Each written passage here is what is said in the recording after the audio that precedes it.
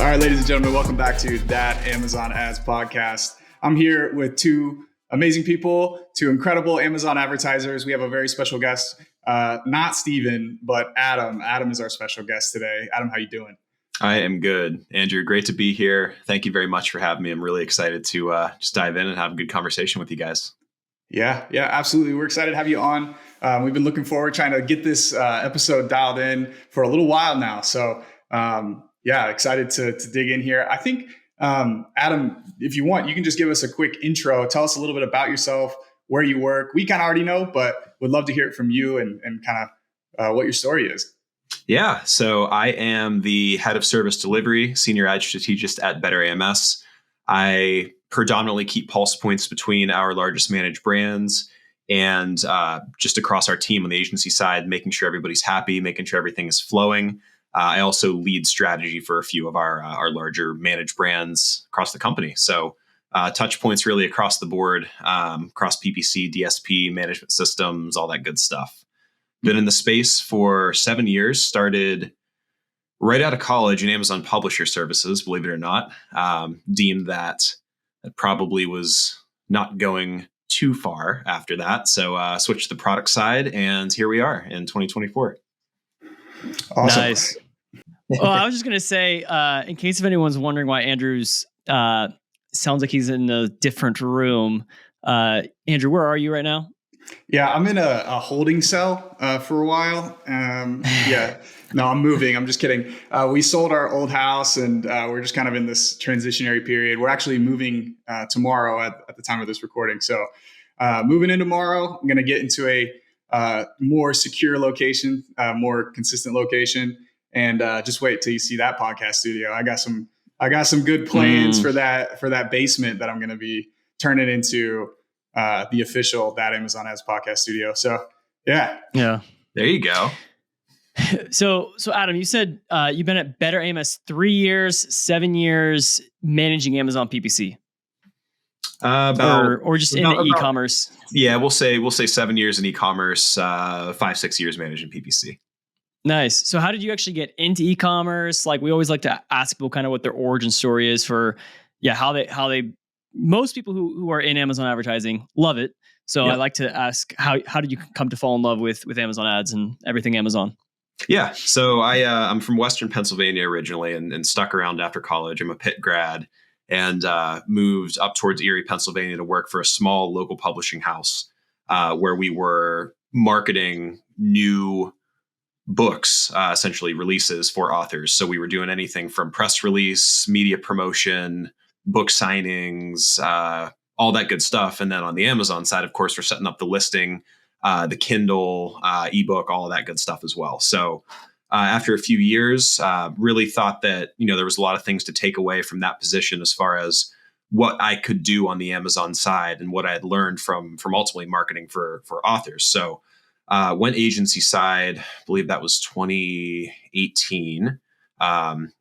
At an agency based in Southern California, full service agency, had a wonderful experience there, managing the ads department, and was approached a few years later by Better AMS. Really liked the messaging and what they stood for, and decided to make that switch. So that was about 3 years ago. Awesome. Yeah. And Better AMS, I'm sure everyone listening to this podcast is familiar with your agency. You're pretty, I think, well known amongst Amazon advertisers. And I think I just saw a post from Destiny, one of the what is she, CEO, co-founder? What's her title again? Both. Both. I think you guys recently, or maybe it might have been a few months ago, but crossed $100 million in annual ad spend under management, which is a pretty major milestone. So congrats on that. Yeah, thank you very much. It's been a fun journey to get there, but we're certainly not done yet.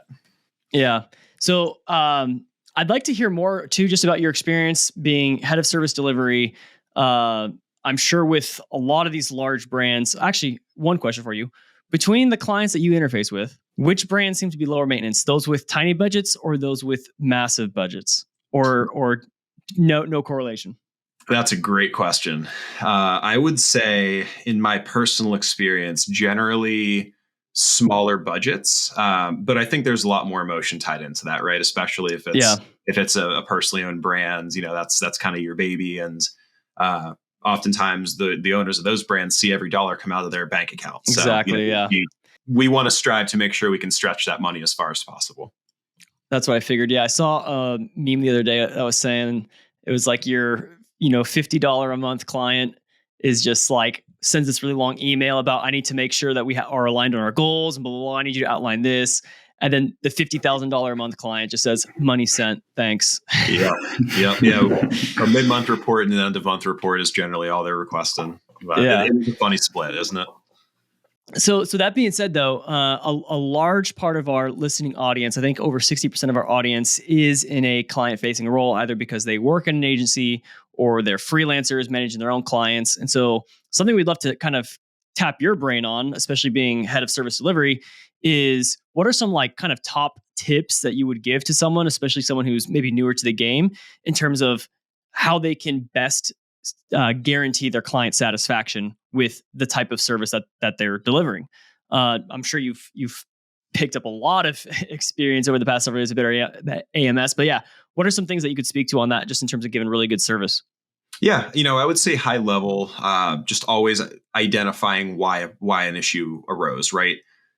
In any agency, there's going to be issues. There's going to be a lot of hectic times, predominantly in Q4, right? We're dealing with that now. And it's a natural occurrence that you can't make everybody happy all the time. But what we can do is figure out the reasoning in which the brand is not happy at the time, or what the pain point is, right? And sort of work backwards to ensure that isn't happening again for future brands or for our current brands. A good example would be custom reporting. Let's say we roll out custom reporting for one of our newer managed brands. They come back in a month and say, hey, this ultimately wasn't up to par. This isn't what we're looking for, et cetera, et cetera. So what we do is we'll work backwards, essentially. What are the majority of our brands looking for? Why wasn't this brand pleased with that reporting? What can we do to make that experience better for them and ultimately stretch that relationship on and continue that trust? So a lot of curation, a lot of customization across our managed brands, but ultimately asking the why, I think, as far as what's going wrong instead of the what is ever important, and just pinpointing those issues. Yeah. Any issues in particular that you think are more common than others in terms of when a client's complaining about something or not totally satisfied? Communication. Really? Always. 95% of times when a brand is unhappy, it's because reports were neglected to be sent, or there was a lack of communication, or, there was a misunderstanding during a meeting and something didn't get done or something was overlooked. So just implementing management systems on our end from beginning to end of relationship, right? To make sure that those things aren't swept under the rug and those things don't continue to happen. It's my golden rule that mistakes are okay to make as long as you're learning from them. And I think that's a pretty natural, reasoning, especially across our agency, or especially across our field. But just making sure that those areas are identified right out of the gate is detrimental. Yeah. So in regards to communication, what are some of those systems and things that you're kind of putting in place to make sure that the balls aren't being dropped on some of these key priorities for clients? And like what types of communication are you speaking to? Let's talk about that a little bit. Yeah. So, I don't think it really needs to be overcomplicated a lot of times. There's a lot of touch points across larger brands, of course. And we want to make sure everybody's included in that communication and make sure and everybody makes sure they know what's going on, essentially. So, a simple tactic that we've implemented across management is just a shared meeting note stock. We have internal and external. Anytime we're hopping on weekly calls with brands, we're dating the agenda. We have the agenda listed right there. We have meeting notes. We have a space for the brand to fill out, any subjects that they want to discuss, and we can always go back and reference that, right? So, aside from just our general agenda, we have data in these reports. We're referencing, T5 data year over year, et cetera, et cetera. So we're able to, ultimately reference a lot of these discussions years down the road or months down the road or what have you. But just something as simple as that, something where communication lives in one place. Everybody can go and they know exactly where everything is. Huge. That's a good idea. Another simple answer would be Slack, right? A shared Slack channel. A lot of things get lost in transition in email. For quick touch points, hey, quick conversion rate check-in on Black Friday. shared Slack channel is a great way to do it. Yep. That's great. I heard this one. There's this lady. Her name's Kat Cole, and I was listening to an interview with her. She's like a business lady, but her story is really interesting. She started working at 17. She was a hostess at Hooters, and then she just quickly rose the ranks there, and eventually, 20 years later, she became the vice president of the company. And then she went off to become like CEO of Cinnabon and just been working all other kinds of crazy things. But in this podcast, one of the biggest, she had a ton of really good life lessons for anyone in business. But this one that I loved is she said, whenever you get an email or any kind of message from someone and they're upset about something, could be a client, could be a coworker, whatever. She was saying she never responded via text. She would call every single time, and she was just talking about how calling can smooth things over so much better. Even if you write the best worded email of your life and clarify all their questions, it's not to the same effect.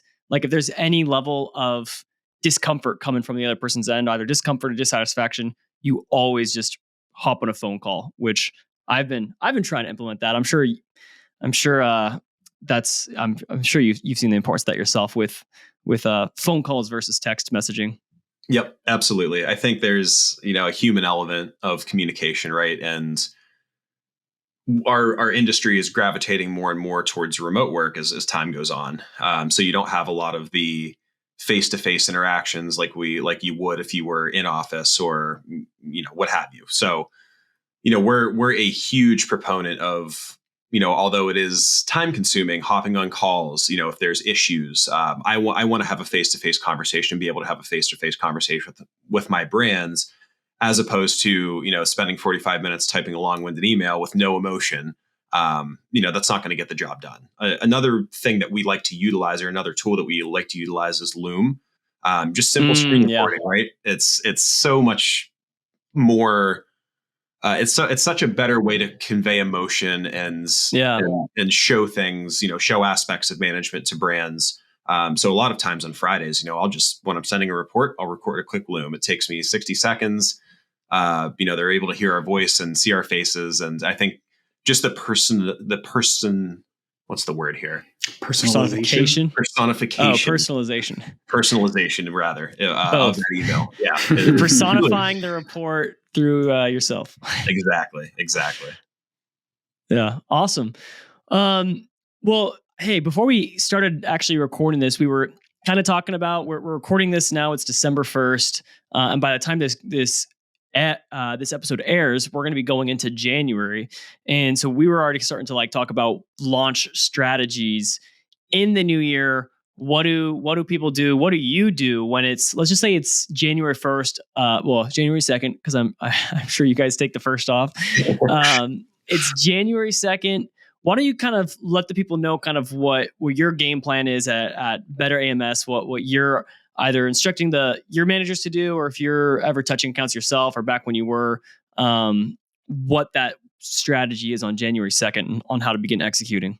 Yeah. So, first things first, what we want to establish here in December are 2024 goals and ultimately projections, right? So across the majority of our managed brands at this point, we are coming up with Q1, Q2, Q3, Q4, 2024 yearly plans according to their goals, right? So my first recommendation would be to have a very transparent conversation with your brands at this point as to, hey, what are your feelings on 2023 so far, how we're pacing to end the year, and what are your goals in 2024? Let's talk about that so we can curate a strategy right out of the gate. And, by January 2nd, we are full systems go, right? As opposed to having to backtrack and cut budgets from Christmas and all that good stuff. So you're saying January 2nd is too late to start talking about goals for 2024. I would think so, personally, in my experience. All right. Well, we'll have to keep that in mind. I'm such a horrible procrastinator. It happens to the best of us. Yeah. But, aside from that, I would say it's detrimental to leverage the traffic that you're generating in Q4. We're going to see, as soon as that Christmas cutoff window happens, as I'm sure we all know, things kind of flick like a light switch, right? And if you do nothing with that traffic, that you've paid to essentially send to your brand and your listings, you're going to be leaving sales on the table in January. So leveraging that traffic through remarketing, understanding the path to purchase through your brand and how it changes post Christmas, I think is going to be very important as well. Yeah. Anything pertaining to like a bid strategy? Like I'm curious to hear what you guys think there. Like when it comes to bidding in January, are you usually thinking you're going to be bidding lower compared to December because of slightly lower conversion rates, but at the same time, there's usually a lot of like returns and exchanges happening in January. So how do you guys think through that component of the PPC side of things? Yeah, I think it's situational, of course. I'll use an apparel example, an apparel brand as an example. We're not going to have the same strategy in Q1 as we would for a health supplement or CPG brand, right? New year, new me. We all know that's the big period. Right. So, yeah.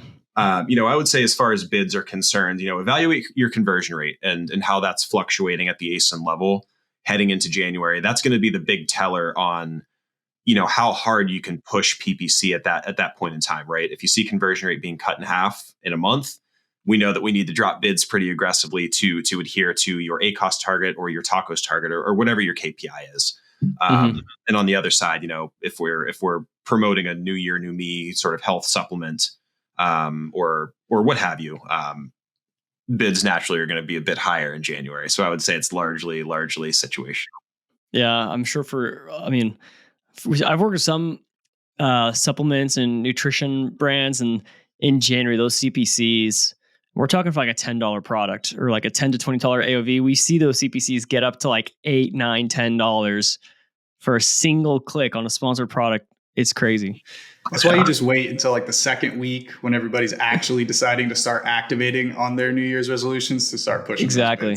Yeah. Smart. Andrew and I always know that you're partying into January 1st because it's like the new year, and then the first day's a wash and the first week's basically a wash. We start our resolutions on January 8th. Next week. Yeah, exactly. I'm not sure about you guys, but I need to purchase supplements to motivate myself. So, it's true. In January, because then you have $100. You're then financially actually invested in your motivations. So on that topic though, you say that's a great question. I think people should have with their clients, or also just ask themselves if they are brands, around like, what are your feelings about 2023? Like, how do I feel about how we did overall in 2023, and kind of what are my expectations going into 2024? What am I expecting to get out of it? I'm curious just to hear from you, Adam. What are your feelings about 2023, just broadly speaking, with all the accounts you've been exposed to, especially as we start off this new year? I'm sure that'd be insightful for a lot of people to know too. Just, hey, here's a guy who's, working at a large, successful Amazon ads agency. And I think people would just like to see where you're at on that. Yeah. So, that's a really good question. I think 2023 has brought a lot of surprises in the industry in general. It's really hard, to get a pulse point on things post 2020, right? And it's hard to reference that data when you're measuring success of a brand in 2023 and into 2024. I would say, largely our most successful brands this year have seen a lot of fluctuation, predominantly throughout Q1 and Q2. Summertime, generally flat across a few of those months, depending on the category you're selling in. But brands who had really utilized a strong lead-in strategy to the holiday season here in Q4, both Prime Days this year, T5, all that good stuff, both on the ad side and on the deals and discounts side, right? Just to incentivize purchase. We're seeing the flywheel effect sort of happen now, where a lot of consumers were basket building and waiting for those deals. I think it's pretty accurate to say that a lot of consumers have been trained to wait for those deals at this point. Really taking that into consideration and just deploying tactics to lead into those events and lead out of those events. So as an example, right now, we have brands post T5 that are still running deals, still ramping up advertising. We're focusing heavily on top of search visibility. And things are still looking good. So, I think just understanding how the consumer base is shifting on Amazon and kind of curating your Amazon strategy accordingly is going to be really important in 24.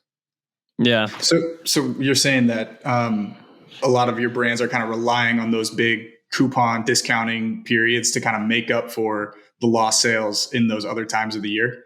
Yeah, I would say that's largely accurate. And I would also say that at this point on Amazon, if you search for, I'm a big Steelers guy, right? I was born outside of Pittsburgh, grew up there. So if I search for a Steelers hoodie around this time of year, my eyes are going to naturally go to the products that are discounted. And across a lot of categories right now, a lot of products are discounted. It's gift buying season, right? And again, consumers are trained to wait for those deals here in Q4. So, you're going to see general changes, general improvements in click-through rate and conversion rate naturally when you're running holiday deals, right? It's just all about staying within your KPI, staying within your ultimate goals here for the quarter. Got it. Generally speaking, Adam, do you think kind of the average Amazon seller or PPC manager, do you think they were above, at, or below their expectations for 2023 in terms of like whether it was sales or ACOS or whatever? Where do you think that the kind of average person is at, just based off of what you've seen this last year? Yeah, that's a very good question. On our side at Better AMS, I would say the majority of our managed brands are happy with where they're at in 2023. We have a month to go, right? That's going to be a very important period for yearly success. But I would say largely this Q4 has been a pleasant surprise for a lot of brands. I think that we didn't expect to see, quite the influx of traffic and conversion post T5. And granted, it's only been about a week at this point, but I would say largely brands are pretty pleased. Now, advertising, of course, getting more expensive by the year. We have to kind of other ways to lower cost per click across very competitive categories, all that good stuff. But a lot of new rollouts on Amazon, a lot of things to test, a lot of ways to get your products in front of consumers. And that ultimately is helping us through the years. Yeah, and it's not just more expensive, the cost of CPMs and CPCs, but it's also just a lot less organic placement, it seems. It's just more and more paid inventory, which is, just causing your ad cost of total sales to keep going up, even if your ACOS isn't, just because you're getting fewer organic sales and more paid attribution. So, have you been testing out that sponsored TV thing yet? I'm sure most of the Better AMS ads are just going straight through the DSP streaming channels, but have you been launching that within the ad platform for some clients? Yes, both of those statements are true. The majority of video is DSP that we're utilizing, but we have launched sponsored TV here for a few of our brands. Relatively new rollout, right? So we have minimal data, about 4 or 6 weeks of data at this point, but seeing good results so far. Really just I'm really happy that we finally have the availability to get on those exchanges through sponsored as opposed to DSP. I think it makes it easier for a lot of brands. It's great. The only thing I wish they offered, though, was the ability to retarget audiences who saw the streaming TV ad. That'd be powerful. If everyone who saw the streaming ad, because Amazon obviously knows because they're logged into their Amazon Prime account, if we could then retarget them on platform with the traditional sponsored display ad, would be OP. But I don't think they have that. No, not yet. But I'm constantly in DSP looking at the audience capabilities, and there's always new aspects being rolled out. So I wouldn't write that off. Yeah, on the DSP side, can they do that, or at least create like a lookalike audience to the viewers with or anything? AMC, or no? With AMC, you can. Can you? I think yes. so. Yeah, you can. You can definitely build custom audiences based on your DSP streaming TV data and remarket to those viewers. Now that's pretty legit. Yeah, look into it. AMC, you can build those custom audiences. Pretty cool. I haven't actually done it myself, but I have seen it. So, look into that. Great strategy to deploy in Q1, right? Yeah, absolutely. Yeah. And Adam, while we're on the topic of, deploying into 2024, what types of things you're looking for and what you're preparing to do as we move into the new year, what, in your opinion, is the biggest low-hanging fruit for brands out there going into 2024? Or like what types of opportunities are you seeing going into 2024 for brands to kind of capitalize on? Yeah, that's a good question. As far as low-hanging fruit, I'm going to reference holiday traffic yet again. One of the biggest mistakes that we see, or I shouldn't say mistake rather, but one of the biggest areas of neglect that we see in Q1 generally is sort of letting that traffic, the holiday traffic, fizzle out and not really doing anything to re-leverage that. Keep in mind, this is one of the largest periods of the year for general purchase velocity. And you're going to be able to utilize remarketing a ton in Q1 to drive additional purchases. Whether you're launching new products in Q1 and you want to run purchase remarketing for those who have purchased products in Q4, what have you. Not letting that traffic go to waste that you're spending a lot of money on in Q4, I think is a big low-hanging fruit opportunity for a lot of brands. I love that. Yeah, definitely. Because those look back windows only go back so far, right? So got to make sure we can touch those customers one more time. I love that. Yeah, definitely just remarketing to all that traffic that's coming through in December. I think that's definitely a good piece. Any other big picture things that you're kind of seeing for 2024, like signs of things coming down the pipeline? Anything big picture that you're prepping for? I would say, just general utilization, increased utilization in video. I think there's a big push across streaming TV at this point, right? Just to drive awareness on Twitch, drive awareness off Amazon. I think that's going to be a big tactic in 2024 is sort of getting your reliance off of Amazon, starting to push more awareness-based ads off platform. Seeing what that can do now that we have off-platform placement, of course, with sponsored product. Sponsored display has been a while, but interesting to see what happens with that in 2024. Yeah.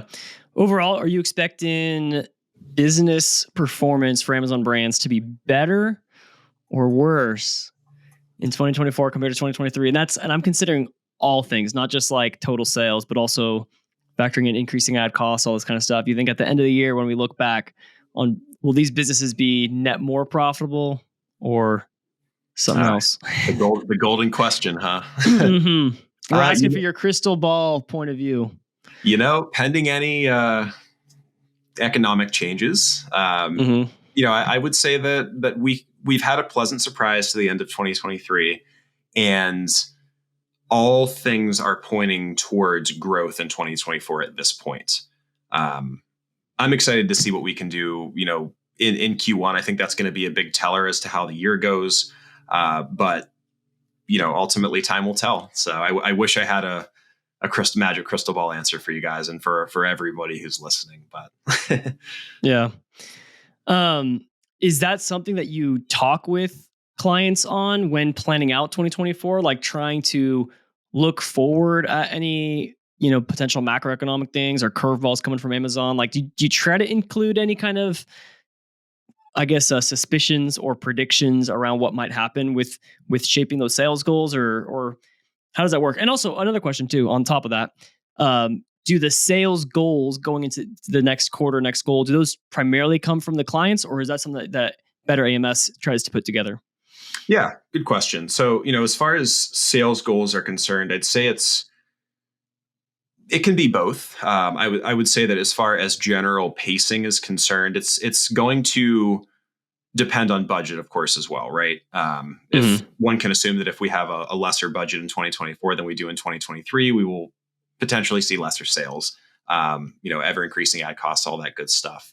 But, we were able to project just based on percentage of spend increase, percentage of sales increase in 2023, and then combined with new initiatives in 2024. I want to know what's on the docket as far as product launch is concerned, as far as price point changes are concerned, as far as what we have done to improve sales velocity across flagship products in 2023. I think that's a good way to project in 2024. So there's a lot of different ways we can go about that, but I'd say it's largely a collaborative effort. I want to know as much as I can from the brand side and what their expectations are. And then we can string together the ad data, all of that good stuff, formulate a plan and see where things project in 24, if that makes sense. Yeah. From a PPC side of things, when you are like hitting the ground in January, does anything ever change just in terms of the actual PPC management for you? I mean, I know we talked about keeping a close eye on the conversion rates and the, increases in traffic and everything. But I'm wondering, just from like a campaign maintenance perspective or even launching perspective, anything usually change for you in January going into a new year? I would say intent, right? Customer intent generally is different in the new year than it is in December. So launching intent is a bit different. I always like to kind of work backwards when I'm planning a campaign launch and think, what's the overall intent of this, or what's the objective of this campaign launch? In December, oftentimes it is awareness and getting in front of customers who are looking for gifts, or who could be considering 10, 15, 20 different products. In January, it's certainly going to be more profitability focused, right? More margin focused, heading out of 2023, heading out of Q4 during that peak time. So I would say I wouldn't say we're a bit more targeted, but we're a bit more risk averse in January, because we want to hit the ground running. We want to make sure that we're hitting KPI right out of the gate. If we're starting the year at 50% over our tacos KPI, that's bad news all around. So we want to make sure that things are in line before we start ramping up for the new year. Yeah. Yeah. So it's kind of like going into December, it's like you're feeling lucky. You're at the casino and you're betting big. And then in January, you start, cashing out a little bit and downsizing your bets a little bit. I don't even know if I use the right language there. I've never gambled in my life. not a big gambler. Yeah.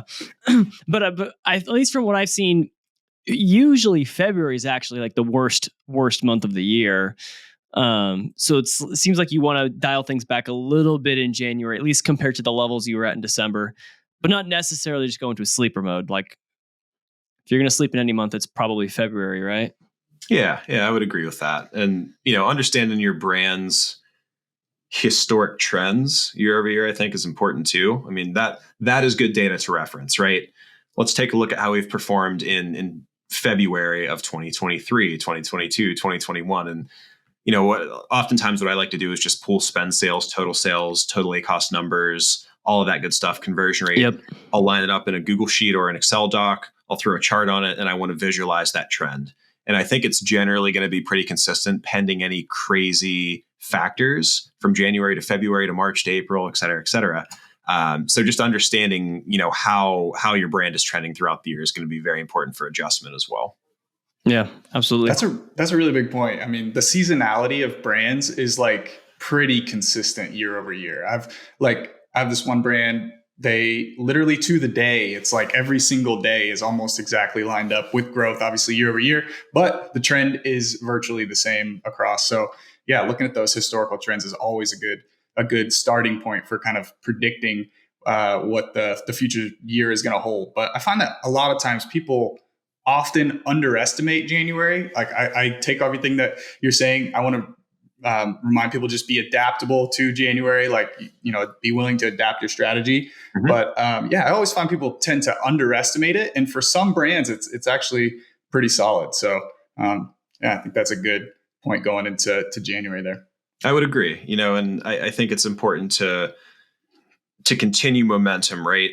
And again, I reference leveraging that traffic in Q4 into January. Now, if you're going too aggressive, out of the gate, of course, things are not going to look good. And on the other side, if we cut budgets and cut bids and are running very low in January, brands are going to take advantage of that, right? So just making sure that everything is dialed in as far as your KPI is concerned in January, and just an acceptance to push if that year-over-year trend lines up for your specific brand. I think understanding that timing is important. Yeah. Awesome. Well, Adam, as we start wrapping up here, I'm wondering if there's anything else that just kind of final piece of parting wisdom that you would give to our audience about anything going into this 2024 or anything going back to what we were talking about earlier, just with dealing with being the head of service delivery, having a lot of experience there, if there's any kind of one piece of advice that you could give anyone for something that you would just wish everyone could learn this lesson that probably took you, 7 years of experience to really get this down that you think is extremely valuable. Yeah. I would say my high level advice is trust is key, and trust is built through communication. And when things start being missed or getting swept under the rug, it's really hard to rebuild that trust. So just ensuring that you have systems in place to cover every base of management, right? Across communication, across reporting, across campaign management, bid management, all of that good stuff. Make sure all of your ducks are in a pond. It's not an easy thing to manage large accounts, right? There's a lot of touch points. So organization's key. Yeah. Awesome. Andrew, anything else from you? That was my last question.